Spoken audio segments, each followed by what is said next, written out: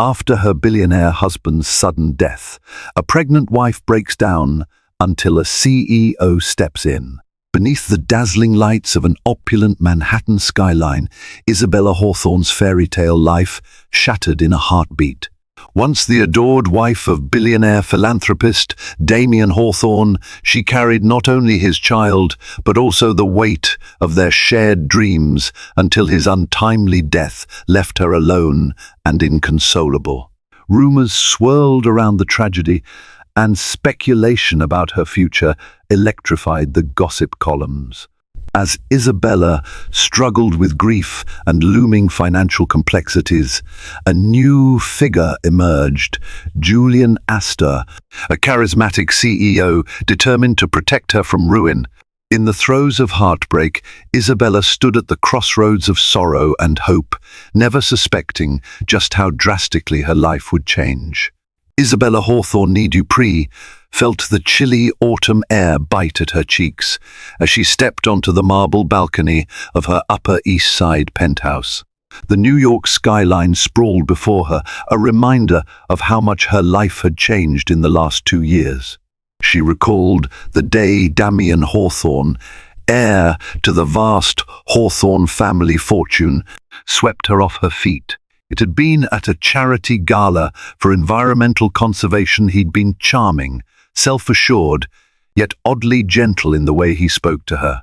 Their whirlwind romance culminated in a grand wedding, replete with media coverage, labeling her the Cinderella bride. For most of the world, their union resembled a fairy tale. Damien, a brilliant financier and philanthropist, was revered for his bold investments and philanthropic endeavors. Isabella, a former art curator with a modest upbringing in Ohio, had quickly adapted to the social expectations of a billionaire's wife. She'd flitted between exclusive dinners, charity committees, and designers eager to clothe her in runway pieces. While the transition felt surreal, she relished the chance to share Damien's philanthropic passions, especially the Hawthorne Foundation, dedicated to education and environmental causes. Rumors occasionally blazed that her marriage was purely transactional, a beautiful woman of simple origins wedded to an older, fabulously wealthy man. Yet, behind closed doors, Isabella experienced more than just extravagance. Damien, 15 years her senior, treated her with respect, seeking her input on everything from art acquisitions to donation strategies. He was a complex figure, capable of intense focus and drive, but also tender and playful in private moments. She couldn't deny the passion they shared. That night, Isabella stood alone on the balcony because Damien was out attending a late meeting. She felt a roiling mix of anticipation and nerves. That very morning, she had discovered she was pregnant. Overjoyed, she anxiously waited for Damien's return to share the life-changing news. They talked often of having children, even picking out hypothetical names, if the day ever came. She imagined his reaction, a triumphant grin, tearful eyes, and her heart fluttered. But as midnight approached, she received a call that changed everything.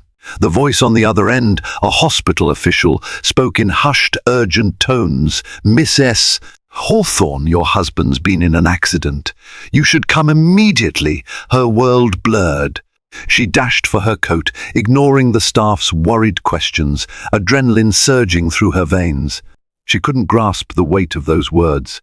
At the hospital, bright fluorescent lights and the scent of antiseptic corridors assaulted her senses. Every step felt heavy with dread. Doctors rushed to intercept her. They tried to speak gently, but the message was brutal. Damien had suffered a sudden cardiac episode at the wheel of his car. He died en route to the hospital. The shocking finality sent Isabella to her knees, her mind reeling. She clutched her belly, realizing the fragile new life inside her would never meet its father. In the swirling chaos of medical staff, police clarifications, and weeping confidants, Isabella felt her illusions of safety crumble. Before dawn broke, she found herself alone in a sterile waiting room, heart pounding. tears running dry. The man she loved, the one who anchored her in a world of opulence, had vanished in a single catastrophic moment. And though she was certain she carried part of him in her womb, she feared the darkness of widowhood and the secrets she knew could arise in circles of immense wealth. The days following Damien's sudden death blurred in a haze of condolences, floral arrangements, and official procedures. Grief-stricken, Isabella barely managed to eat or sleep, haunted by nightmares of that phone call. The tabloids exploded with coverage, splashing tragic end for billionaire Damien Hawthorne across front pages. Camera flashes outside her penthouse documented every tearful appearance, fueling speculation on how she would cope. She buried Damien in an intimate funeral attended by the who's who of Manhattan CEOs, socialites, a senator or two.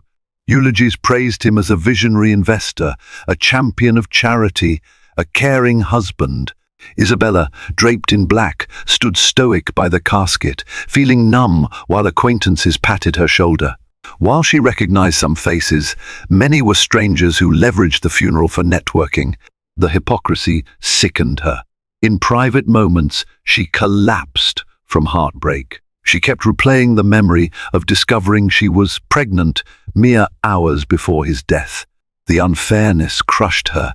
She wished she had told him earlier that day.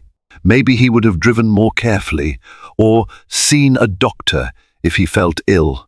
Sleepless nights were spent in their sprawling bedroom, his scent still clinging to pillows where every object recalled moments of their life together.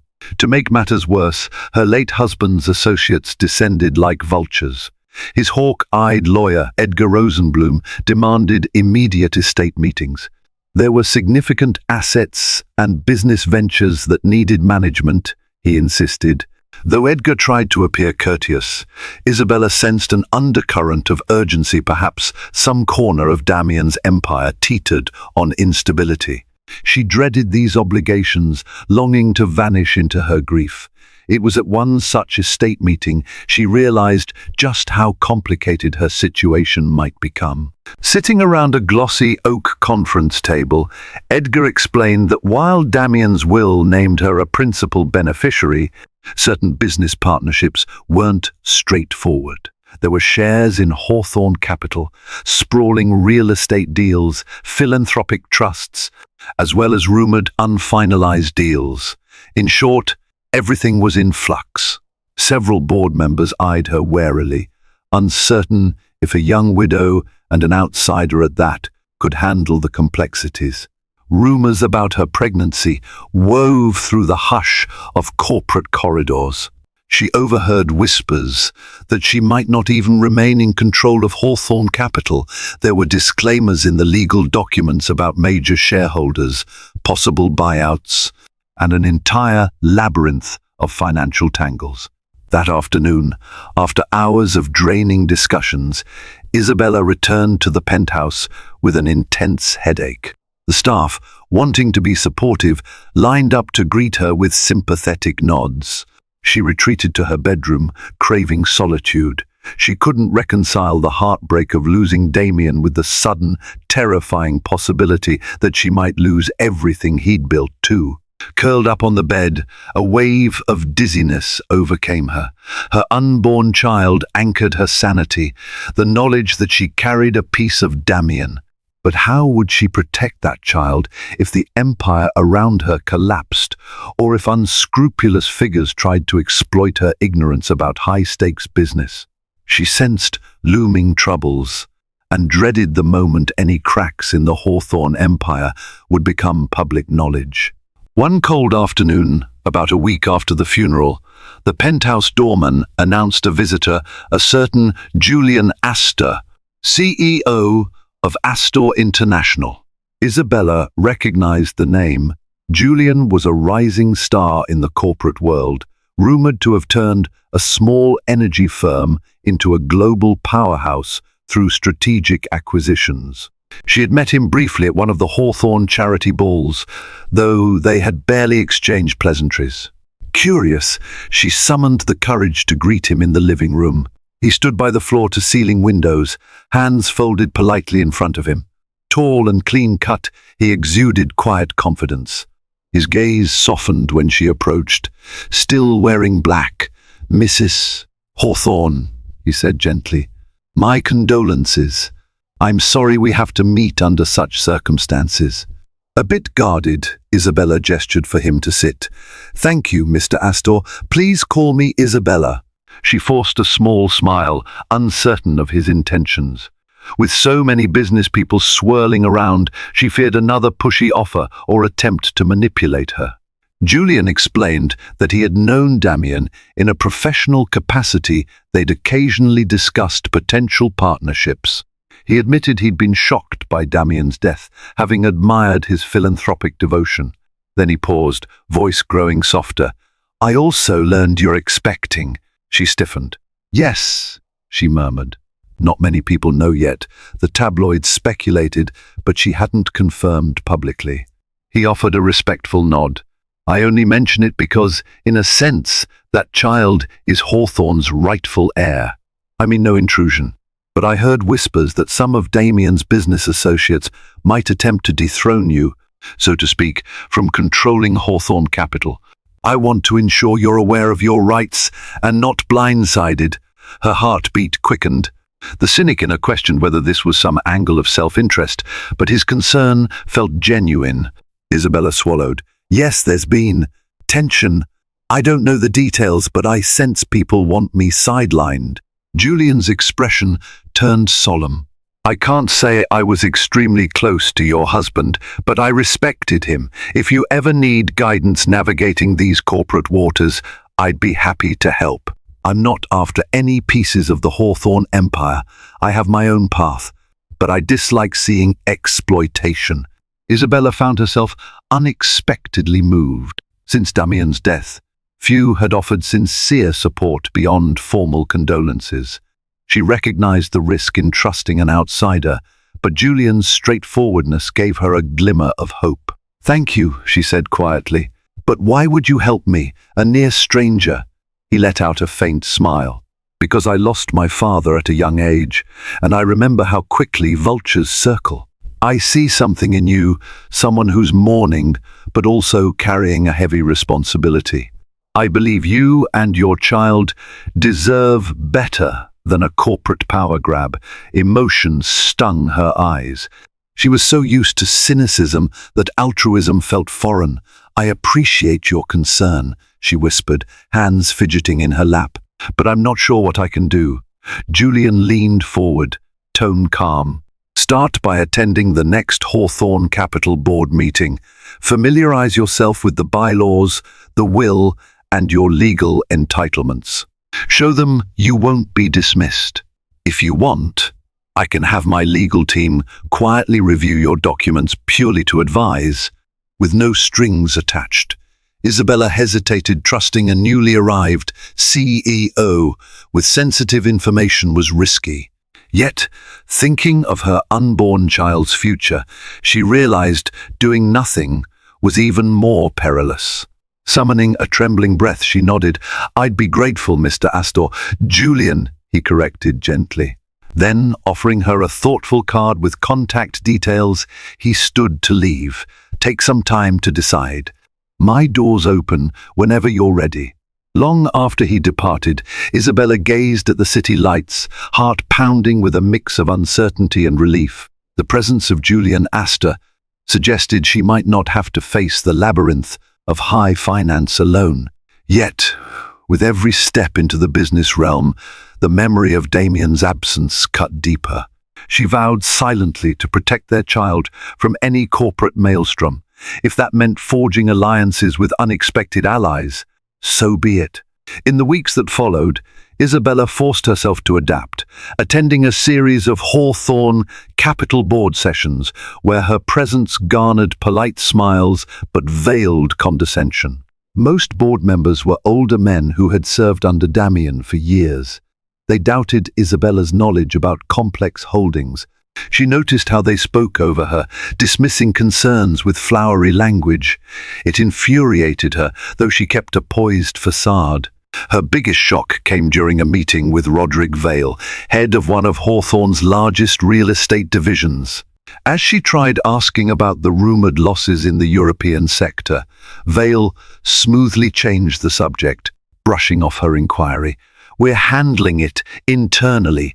Miss S. Hawthorne, no need to trouble yourself with complicated details," he purred. The paternalistic tone made her bristle. Afterward, alone in Damien's old office, she rummaged through his files. She discovered partial documents referencing a distressed property investment in Berlin. If these rumors were true, the firm might face a significant financial shortfall. She realized the men were intentionally hiding certain vulnerabilities. If public, these shortcomings could reduce Hawthorne Capital's stock value, thereby threatening her child's inheritance. Worn down by the deception, Isabella dialed Julian's number. She told him about the Berlin property fiasco and the board's stonewalling. He listened quietly, then suggested meeting at a neutral location, an upscale cafe near Central Park. She slipped out discreetly the next morning, wearing a simple coat and scarf, hoping to avoid paparazzi. They sat at a corner table, the aroma of espresso mingling with the crisp air. Julian studied her with concern. "It sounds like they're trying to maintain an illusion of stability until they can shift blame or orchestrate a bailout," he said. Damien's death might have accelerated their power plays." Isabella's voice trembled. "I can't let them run the company into the ground. My child, it's his or her legacy at stake." Julian leaned forward. "There's a simpler approach. You can use the shares bequeathed to you. According to New York corporate law, you hold a significant voting stake in Hawthorne Capital, right?" She nodded. "Yes, but I'm still finalizing the legal transfer. And if the Berlin fiasco reveals too big a hole, I might lose everything anyway." He frowned. "We can't let that happen. Let me quietly instruct one of my business analysts to evaluate the Berlin situation. If it's salvageable, or if a restructuring is needed, you can step in with a real plan. Then the board will see you're not a naive figurehead." Her eyes widened. "You'd do that?" He gave a gentle smile. "I told you I don't like vultures. Let's make them realize you're not to be trifled with." Their conversation continued, a synergy forming between them. She realized Julian was offering not just expertise, but moral support. It warmed her heart, though a pang of guilt surfaced, would letting him into Hawthorne's affairs betray Damien's memory. By the time they parted, she felt a renewed sense of purpose. She clutched a binder of notes he'd given her, gleaning from his knowledge of corporate turnaround strategies. For once, since Damien's passing, Isabella walked away from a meeting with a spark of optimism. Yet, as she headed back to the penthouse, a swirl of press cameras flared on the sidewalk. She recognized a few faces from gossip tabloids. They snapped photos of her and demanded to know, "Is it true you're seeking help from Julian Astor? Are you dating Mrs. Hawthorne?" The barrage stunned her. She managed to slip inside the building, heart pounding. She realized how quickly the media would spin this. If the tabloids portrayed her as fraternizing with another powerful CEO soon after her husband's death, it could stoke scandal and overshadow her rightful claims to Hawthorne Capital. Alone in the elevator, tears pricked her eyes. She whispered to herself, "It's for the child," vowing not to let rumor mongers derail her from saving Damien's legacy. Only time would tell whether forging an alliance with Julian would bring deliverance or spark a new wave of chaos. Within days, tabloids ran headlines screaming, "Widowed heiress Isabella Hawthorne seen with rival CEO Julian Astor scandal or support." Frenetic speculation filled social media, fueling conspiracies that she was betraying Damien's memory for a new love interest. The paparazzi hounded her wherever she went outside the penthouse, arriving at Hawthorne Capital, even trailing her car to routine doctor appointments. Overnight, her once sympathetic public image of a grieving widow became murky. Online trolls spewed vitriol, gold digger, moving on too fast. The baby might not even be Damien's. The cruelty stung, though she tried to ignore it. In a heated meeting, Edgar Rosenblum, the Hawthorne family lawyer, demanded an explanation for these Astor rumors. "Miss Hawthorne," he hissed, adjusting his spectacles, "the board is livid. They think you're consorting with a competitor. This could undermine confidence in your leadership." She clenched her fists. Julian Astor is offering help to analyze a potential crisis in Berlin. That's it. Rosenblum frowned. "I urge caution. Perception is everything. If the Berlin fiasco emerges publicly and you appear compromised by a competitor, the board might attempt to strip you of any controlling influence. We can't let the brand get tarnished." Exhaustion weighed on Isabella. She felt the press relentless, the board distrustful, and her personal sorrow unrelenting. Then she recalled Julian's reassurance. They needed a real plan, something to present the board with so they'd realize her seriousness. She asked Rosenblum if he had any updates on the official estate settlement. He replied that it was still in progress, but from a legal standpoint, she did have a strong claim to a controlling share. She just had to avoid fueling the board's narrative that she was incompetent. That evening, she nearly broke down in the penthouse's library. Surrounded by the relics of Damien's interests, rare books, philanthropic awards, she realized how alone she was. She placed a protective hand over her belly, the baby's presence her only solace. Reaching for her phone, she texted Julian, "Media is twisting this. Maybe we should keep our alliance quiet." He replied swiftly, "Agreed. Let's strategize a private plan. Don't lose heart. I've got your back." In that moment, she felt a flicker of gratitude. She had no illusions that Julian was some flawless savior. He was still a powerful businessman with his own ambitions. But his sincerity and respect offered hope in a sea of opportunists. If she could just maintain composure and finalize this plan to save the Berlin property, the board might see her as a rightful figurehead. Yet, she also feared how far the board might go to maintain their grip on power. She wondered if certain members might sabotage her baby's inheritance. The thought was chilling, fueling her determination to stand firm. She decided to press forward, dealing with the media storm in whatever way possible, refusing to yield to the malicious rumors. Amid the swirling media chaos, Isabella found fleeting comfort in her growing bond with Julian, at least in a professional sense.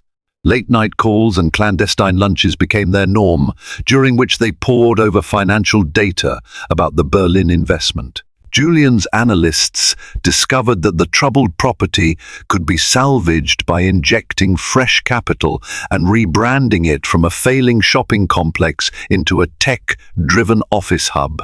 If timed correctly, it could yield a modest profit instead of a ruinous loss. Excitement flickered in Isabella's eyes as they set about drafting a formal proposal. "If we present this plan to the Hawthorne board," she reasoned, "they'll see I'm not just a clueless widow. I can lead the company out of a crisis." But that confidence soon took a hit. One evening, returning to her penthouse after a routine prenatal checkup, she stepped off the elevator only to find Roderick Vale waiting in the hallway. She froze, unsettled by his presence. He greeted her with a tight smile. "Miss S. Hawthorne, I wanted to speak privately," he said, voice dripping with polite menace. He gestured to the corridor. "It seems you're moving dangerously close to forging alliances outside our circle. The board won't stand for it." She squared her shoulders. "My alliances are my business, Mr. Vale. I'm simply ensuring the company's future." His gaze flicked to her belly. "We respect your position," he said, tone chilly, "but you must realize that if you bring in an outsider like Astor, you risk undervaluing the brand. Some of us might question your ability to remain in control, especially with a child on the way." Her heart pounded. "Threatening a pregnant woman? That's low, even for you." He gave a thin smile. "We're only concerned, Mrs. Hawthorne. You're vulnerable right now. Let us handle the complexities. Step aside gracefully, and your child can still inherit a tidy sum. Otherwise, if the Berlin fiasco leaks, the stock plummets, you could see that inheritance shrivel." She felt fury rise in her chest. "So that's it? Intimidation to make me back down?" Vale shrugged. "We prefer you remain the sympathetic figure. Let the board do what's needed to maintain stability. No need for scandal or Astor's meddling." With that, he strolled away, leaving her stunned. She realized the board might be more cutthroat than she'd imagined. They'd do anything to retain control, even sabotage a viable plan if it meant reaffirming their power. She hurried into the penthouse, tears of anger and frustration welling. Seconds later, her phone buzzed. She half expected more tabloids, but it was Linda Greenwood, her old friend from her art curator days, one of the few who stuck by her. Isabella spilled the entire story of Vale's threat, feeling the baby tense in her womb as she rehashed details. Linda cursed softly, urging her not to yield. That night, Isabella didn't sleep. She paced the bedroom, missing Damien's comforting presence. She recalled how he used to champion underdogs in philanthropic efforts. If he were alive, he'd never let the board push her around. She resolved to move faster with Julian's plan. The next board meeting was days away. She'd present the Berlin rescue blueprint then. If the board tried to overshadow her, so be it. She'd fight for her child's rightful inheritance. Because if she allowed them to quell her, all that Damien built might be lost to corporate greed. The upcoming board meeting weighed heavily on Isabella. She dreaded stepping into that mahogany-walled conference room, facing steely-eyed veterans who saw her pregnancy as weakness. But with Julian's discreet help, she felt armed with data and a coherent strategy for Berlin. They decided on an unusual approach. Julian would remain hidden from official involvement. Instead, he guided her from behind the scenes, crafting a polished presentation that Isabella could deliver as if it were her own. That way, it wouldn't appear as though Astor International had direct influence over Hawthorne Capital. The subterfuge was risky. If discovered, it might spark accusations of collusion, but it was their best chance to outmaneuver the board's intimidation tactics. In the penthouse library, papers and slides were strewn across the massive table. Isabella practiced her talking points while Julian offered feedback via phone. Occasionally, she caught an unexpected warmth in his voice. He'd compliment her phrasing or her conviction. He confessed his admiration for her resilience, juggling grief, pregnancy, and corporate battles. She'd blush, reminding herself to maintain professional boundaries. On the morning of the meeting, she arrived at Hawthorne Capital's top floor, her black pumps clicking on polished floors. Roderick Vale and the other members, Estelle Stanton, Gregory Baines, and Hugo Martin, already assembled. Edgar Rosenblum was also present, though he was strictly the estate lawyer, not a voting board member. The atmosphere felt tense. After some perfunctory formalities, they moved to new business. Isabella cleared her throat. "I'd like to address the rumors about the Berlin real estate investment. We have data to confirm potential risk, but also a path to salvage it." She launched into the meticulously crafted presentation, referencing charts and financial metrics. She outlined a repurposing plan for the property, new capital infusion, and the synergy with local government incentives for tech companies. The board members exchanged glances. Vale's expression darkened, but others looked intrigued by the thoroughness of her analysis. Halfway through, Estelle Stanton interrupted, her tone haughty. "And just how did you come by this plan, Mrs. Hawthorne? You're not exactly known for real estate turnarounds." Isabella maintained composure. "I've consulted with specialists. As a principal shareholder, I have the right to ensure transparency. I want us to salvage this investment rather than hide it." A murmur rippled through the room. Baines, who typically sided with Vale, scratched his chin thoughtfully. This might actually be workable, he admitted. Vale's jaw tightened, but he couldn't outright dismiss the logic. The plan was too coherent to simply reject without reason. The tension rose when Isabella insisted on immediate action. I propose we vote to allocate a bridging fund for the Berlin rebranding. Also, I'd like to see a new committee formed to oversee it, one that I will personally sit on. Vale bristled. We have existing committees. With all due respect, you're not exactly an expert to lead such an initiative. She stared him down, her voice unwavering. I might not be an expert, but I'm Damien Hawthorne's widow, and I hold a significant share. If the board refuses to take decisive steps, I can call for an extraordinary shareholder meeting. Do we really want that public spectacle? A hush fell. She had them cornered, threatening to escalate beyond their cozy circle. Vale glared, but the others recognized a losing battle. They grudgingly agreed to proceed with the plan. A formal vote was taken, passing narrowly. Isabella breathed an internal sigh of relief, though her outward expression remained calm. She'd achieved a victory, albeit a fragile one. As the meeting ended, Vale approached her, voice low with simmering anger. Don't think this is over, Mrs. Hawthorne. We'll see how long you can keep up this charade, and watch out if you're calling on Asta's help behind the scenes. His words sent a chill down her spine. She realized he might suspect her collaboration with Julian. For now, she'd secured a partial triumph, but in the underbelly of high finance, resentments festered. She hurried home to share the news with Julian, hoping that the board's grudging concession would buy her time enough to deliver a successful turnaround and secure her child's inheritance for good. The weeks after the board meeting brought a cautious optimism to Isabella's life. The newly formed Berlin Oversight Committee began its work, and thanks to her unwavering push, they had started implementing the rebranding strategy. Reports showed early signs that potential tenants were intrigued by the idea of a modernized tech hub. Morale within Hawthorne Capital improved slightly. Meanwhile, Isabella's pregnancy advanced to the point where her child's kicks became stronger. Each movement reminded her that every sacrifice, every stressful confrontation served a higher purpose, preserving a future for the next Hawthorne heir.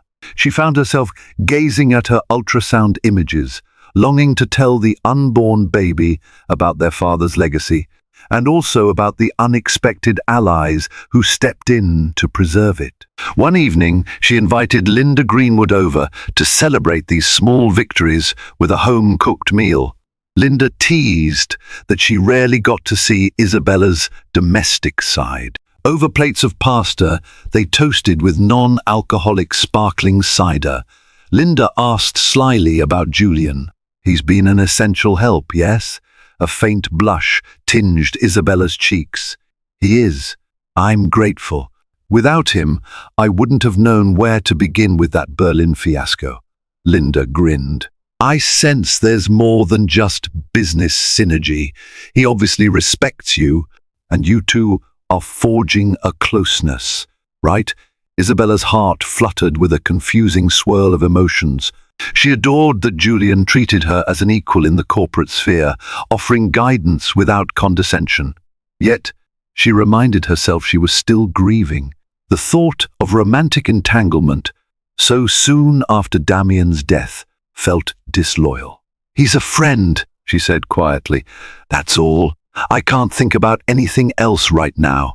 Linda nodded, letting the subject rest. But Isabella sensed the question wouldn't vanish easily, especially as tabloids continued spinning rumors about a possible relationship. She read a gossip piece labeling her the Black Widow of Manhattan, forging new alliances with Playboy CEOs. The vile portrayal enraged her, but she refused to dignify it with a response. The next morning, Isabella had a routine prenatal checkup. Since Linda was busy, she resolved to go alone, nervous but determined. As she approached the clinic, paparazzi swarmed. Mrs. Hawthorne, is it true you're living with Julian Asta? When are you announcing the baby's father? She pushed through them, heart pounding, refusing to respond. Inside the clinic, she collapsed in relief. The ultrasound technician began the exam, and the baby's heartbeat filled the room, a soothing, rhythmic reminder that life pulsed on. Tears of gratitude welled. This child was her anchor, her reason to fight on, no matter the storms of rumor or corporate sabotage. Afterward, stepping outside, she braced for more paparazzi. Instead, a black town car pulled up. The window rolled down, revealing Julian's concerned face. "I heard they were mobbing you," he said softly. "Hop in, I'll give you a ride home." Her tension eased. Climbing in, she thanked him, ignoring the flash of cameras catching her stepping into Astor's vehicle. The ride was mostly quiet. She clutched the ultrasound images as though they were precious gems. At her building, he gently touched her arm. "Keep me updated on the baby's progress, all right? And the Berlin project, too." She mustered a small smile. "Thank you, Julian, truly." In that moment, she realized how comforting it felt to have someone else care so explicitly for her well-being. If only the rest of the world wouldn't twist the story. But for now, she'd accept that sometimes a helping hand is just that, a lifeline in a storm. The initial successes in revamping the Berlin property turned out to be short-lived. A few prospective tenants that had expressed interest backed out without warning, citing concerns about Hawthorne Capital's internal power struggle. Rumors circulated that certain board members might sabotage the project for their own reasons, like Roderick Vale, who might have wanted to push the asset into default to scoop it up through a side arrangement. When Isabella learned of these defections, her heart sank. She realized she had to galvanize the board's support once again, or risk letting the Berlin fiasco re-escalate. But the board's next meeting was weeks away, and she worried time was slipping. On a rainy afternoon, she convened a small meeting in her penthouse. Attending were Linda Greenwood, Edgar Rosenblum, and two sympathetic mid-level executives from Hawthorne Capital. They discussed strategies to reassure tenants and prove that the Berlin hub would be stable. Edgar mentioned that if the board didn't unify soon, the negative press might cripple share value. Then Edgar dropped a bombshell. Roderick Vale is rumored to be courting a hostile takeover from an international conglomerate. They might be planning to forcibly buy out a controlling portion of Hawthorne shares if the price dips enough. If that happens, your child's inheritance could be drastically reduced or overshadowed. A chill ran down Isabella's spine. She recalled Vale's smirk, how he'd threatened her to step aside. This must be his endgame, undermining the Berlin project to sink the stock, then inviting an outside buyer. She refused to let that stand, but how could she block a takeover? Linda suggested a strong public statement, reaffirming leadership under Isabella, but the media hostility remained intense. Any mention of Julian Astor would set off a new wave of rumors. Edgar proposed they partner with a reliable outside investor to quickly boost confidence. The question was, who? Late that evening, Isabella found herself texting Julian again. She laid out the predicament, the possibility of a hostile takeover. Julian responded within minutes, "Let's talk. We may have a solution." They met privately in one of Astor International's smaller conference rooms after hours. The stark, modern space was devoid of prying eyes. Julian explained that he could infuse strategic capital into the Berlin property, thus reassuring tenants that the project had backing from a stable source. In exchange, he'd get a minority stake in that single asset, not the entire company. This arrangement might protect Hawthorne Capital from a broader hostile buyout by stabilizing its main vulnerability. Isabella recognized the brilliance of the move. By ring-fencing the Berlin property with Astor's partial investment, Vale's sabotage plan would be undermined. But she also worried about fueling rumors that she was selling out to Julian. Still, with no better option, she swallowed her pride. "If you do this, you must keep my involvement professional. The tabloids are already speculating too much," she pleaded. Julian nodded solemnly. "Of course, it's purely a property-level deal. The board can't accuse you of letting me seize Hawthorne Capital overall." He paused, gaze sympathetic. "I do worry about the toll on you. All this stress can't be good for the baby." She forced a soft smile, one step at a time. "If this saves the child's inheritance, it's worth it." They hammered out details until midnight, forging an arrangement that would be pitched to the board as an urgent measure. Isabella left the building, exhausted but determined. For the sake of her unborn child, she had to quell Vale's manipulations. She prayed the board would accept the Astor infusion, despite their distrust. Driving home, she felt the baby stir, a reassuring nudge from within. She whispered to the empty car, "We're almost there. I won't let them tear down everything your father built." Yet, the looming threat of more boardroom battles weighed heavily. She sensed a final confrontation with Vale might be an inevitable one that could break the fragile alliances she'd managed to form. The day of the next board meeting arrived, overshadowed by tension thicker than a storm cloud. Word had leaked that Isabella intended to propose a partial partnership with Astor International for the Berlin property, stoking suspicion among certain members. She recognized Vale's scheme. If he could turn enough of the board against her, they might block the deal, leaving the property vulnerable to the rumored hostile bidder. Nerves fluttered in her stomach as she entered the conference room. She was heavily pregnant now, her belly a visible symbol of the future she fought for. Vale, Stanton, Baines, Martin, and the rest eyed her in stony silence. Edgar Rosenblum stood quietly in the corner, offering moral support. Isabella took her seat at the head of the table, determined not to show fear. She launched into a concise overview. "Ladies and gentlemen, the Berlin property remains our greatest liability. We must reassure potential tenants and investors, or risk letting it drag our entire portfolio down. I've secured an offer from Astor International to invest a minority stake strictly limited to that asset. This injection would fund the final renovations, marketing, and technology upgrades to make the hub appealing." Vale leaned back, arms crossed. "So you're effectively handing our prime real estate to an external competitor?" Isabella met his gaze calmly. "Not handing over selling a minority slice for immediate capital. The property remains under Hawthorne's control. In return, we get Astor's brand credibility. Tenants will see a stable backing. That quells the fear of meltdown." Stanton sniffed. "And what if Astor uses that foothold to eventually expand into the rest of Hawthorne Capital?" "We can't trust him." Isabella exhaled slowly. "The contract is asset-specific, giving them no claim on the rest of the company. It's standard in real estate. Meanwhile, if we do nothing, we risk a stealth takeover by other less scrupulous entities. I suspect some board members are already in advanced talks with those outsiders."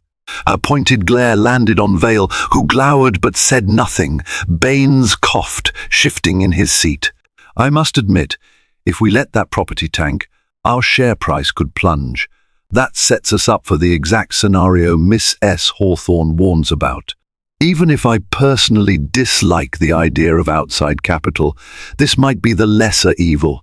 A tense debate followed. Vale tried spinning doomsday scenarios about Astor's hidden agenda.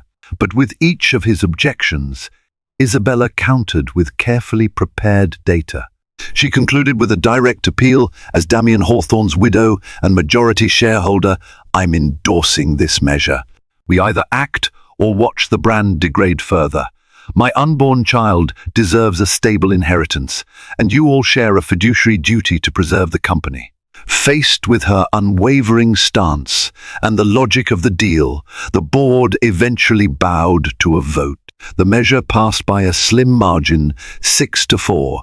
Isabella breathed relief. Vale's expression twisted with frustration, though he plastered on a polite facade, congratulating her in clipped tones. After the meeting, a few members privately approached her, expressing gratitude that she'd found a solution.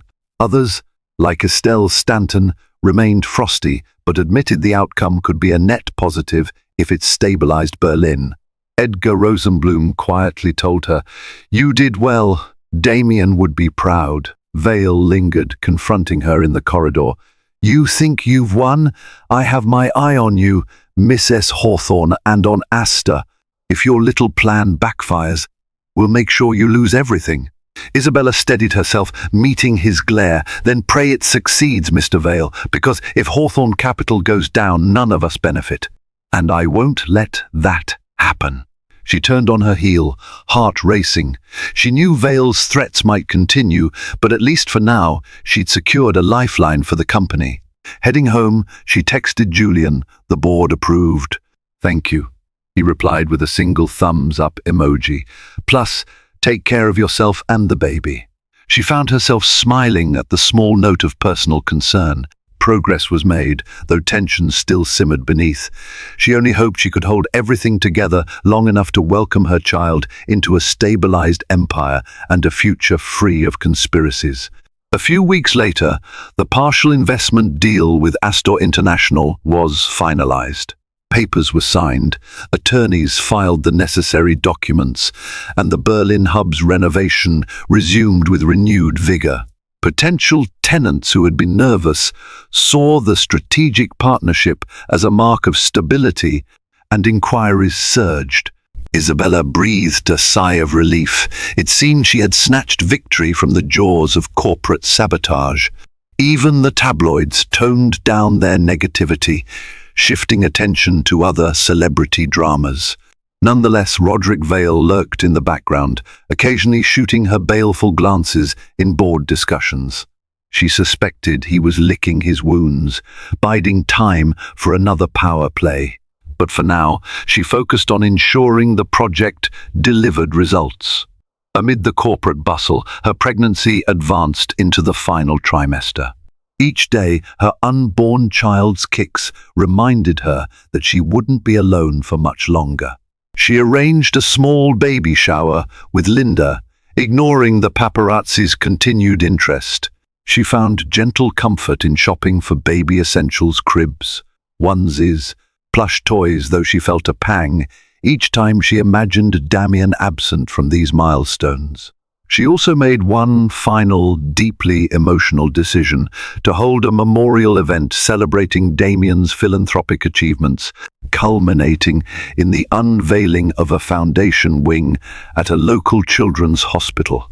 She wanted her child to know that Damien had left a mark of generosity on the world. Planning the event proved cathartic as she poured her sorrow into something constructive. The day of the memorial arrived, a crisp spring morning. Dozens of philanthropic leaders, charity beneficiaries and friends gathered in the hospital's gleaming auditorium. Giant portraits of Damien smiling, full of life, flanked the stage. Isabella, wearing a flowing pastel dress that accommodated her pregnant belly, spoke from the lectern about her husband's legacy. Damien believed in giving back to the vulnerable. He taught me that wealth is a tool, not a trophy. Today, we honor that vision for future generations. Tears glistened as she recalled personal anecdotes of his kindness. The crowd gave a standing ovation. Once the formalities ended, many approached with heartfelt condolences. She recognized a few from the Hawthorne board, who offered polite remarks. Linda stood close, offering moral support. Julian arrived quietly, not wanting to overshadow the event. He gave her a solemn nod from across the room, an unspoken message of solidarity. Later, standing in the hospital's newly dedicated wing, Isabella read the plaque, the Damien Hawthorne Pediatric Unit, in memory of a philanthropist whose generosity knew no bounds. She felt the baby stir. A wave of grief and acceptance washed over her. She whispered, "I miss you. directed at the memory of her husband, feeling a pang that her child would never meet him. But a sense of closure enveloped her, too. She had fought to keep his philanthropic spirit alive. That evening, she visited his grave for the first time since the funeral. Clutching a small bouquet of roses, she knelt on the soft grass, belly pressing against her coat. "Damien, I'm trying my best," she murmured. "Our child will be here soon. I hope I've honored you well. And I hope you'd understand the choices I've made accepting help from those I never expected. This world is harsh, but we're making it through." The breeze whispered around her, a gentle hush that felt like a fleeting embrace. In that moment, she released the final vestiges of guilt, realizing that forging new friendships, even with someone like Julian Astor, didn't mean betraying Damien's memory. It meant continuing the Hawthorne legacy in a new era for the sake of the life growing within her. As the Berlin hub approached completion, excitement rippled among Hawthorne Capital's ranks. The property's rebranding was nearly done, and major tech tenants were signing leases. Even the board members who once opposed Isabella grudgingly admitted her strategy had proven effective. Share prices stabilized, and talk of a hostile takeover dissipated. For a fleeting moment, it seemed peace reigned in the corporate domain. But peace in Isabella's personal world was shaken one night when she awoke to sharp pains rippling through her abdomen. At first, she dismissed them as Braxton Hicks contractions, false alarms, often accompanying late pregnancy. But the pains intensified, and she realized she might be going into early labor 2 weeks before her due date. Heart pounding, she called Linda, who rushed over in the wee hours. They headed to the hospital. Paparazzi nowhere to be found for once, thanks to the hush of midnight streets. There, doctors confirmed she was indeed in labor. Isabella's pulse spiked with both excitement and anxiety. She had prepared for this, though the knowledge she'd experience it without Damien weighed heavily. As the contractions escalated, Linda stayed by her side, offering sips of ice water and holding her hand through each wave of pain. Edgar Rosenblum texted politely, wishing her well from afar. She almost laughed at the comedic image of her estate lawyer pacing in a tux at home.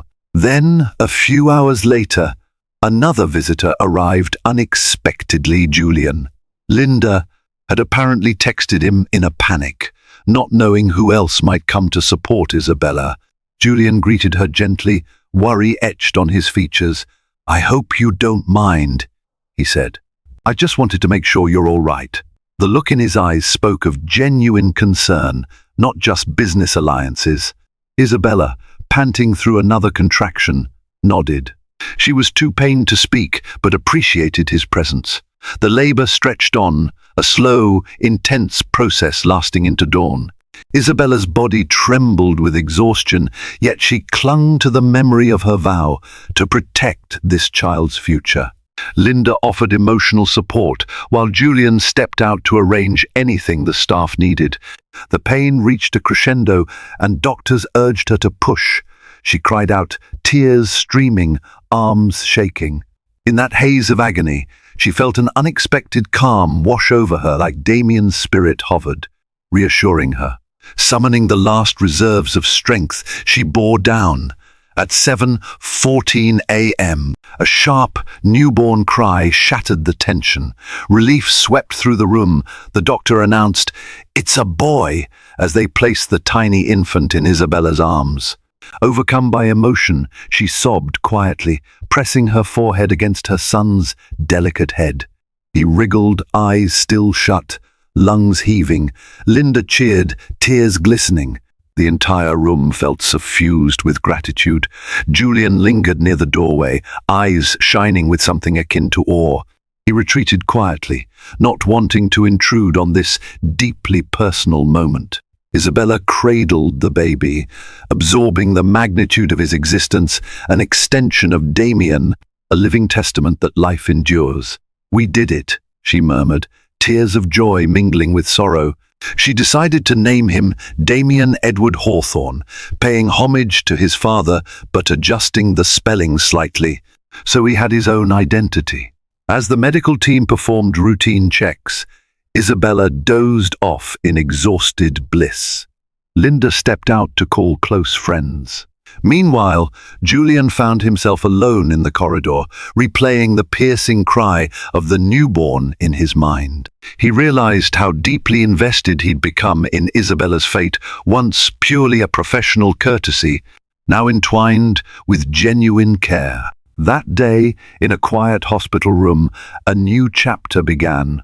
Hawthorne's heir had arrived, and with him a chance for Isabella to fully reclaim her life from the shadows of sorrow. She drifted into sleep, baby in her arms, heart brimming with equal parts relief and an unspoken wonder at what the future might hold. After baby Damien Edward's birth, a wave of congratulations poured in from around Manhattan's upper crust. Bouquets, plush toys, and well-wishes crammed Isabella's hospital suite. Even some board members like Estelle Stanton sent polite flowers, if only to maintain appearances. Roderick Vale remained conspicuously silent. Once Isabella returned home to the penthouse with her son, she experienced the reality of motherhood, sleepless nights, constant feeding, and an unbreakable bond with the tiny infant. Every time she gazed into Damien's dark eyes, she felt love and sorrow intermingled, a reminder that his father would never hold him. But she also recognized an immense responsibility. She was no longer just safeguarding her late husband's empire, she was forging a stable future for Damien, the rightful heir of the Hawthorne name. The Berlin project soon reaped tangible results. A major tech firm announced they'd lease multiple floors, citing the property's prime location and improved facilities.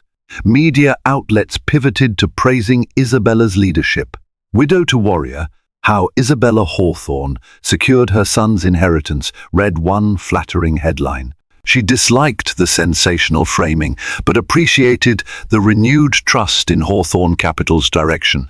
During a quiet lunch, Linda teased that Isabella's postpartum glow also had a certain Julian factor. But Isabella shrugged off suggestions that she and Julian were more than friends. She admitted he was an invaluable ally, and yes, she felt a special gratitude for his unwavering presence. However, in her heart, she still grieved Damien. It seemed too soon to decipher the shifting emotions swirling between her and Julian.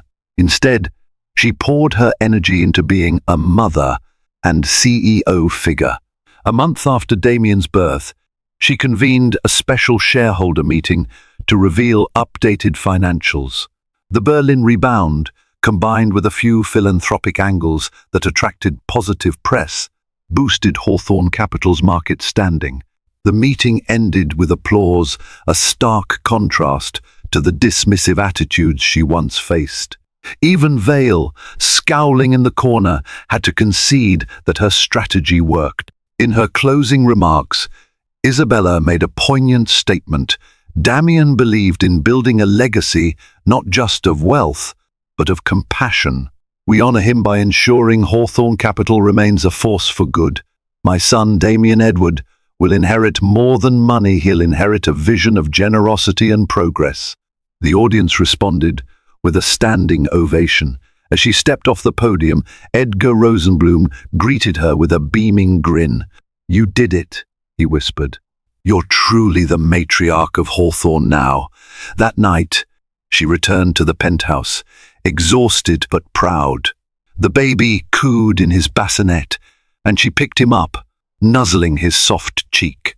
She found solace in the knowledge that, for the moment, crisis had passed. No more overshadowing sabotage or scandal. Vale was subdued. The Astor partnership thrived discreetly, fulfilling its role as a stabilizing force. A gentle knock on the door broke her reverie. It was Julian, carrying a small gift bag. "I just wanted to personally congratulate you on the shareholder meeting success," he said quietly.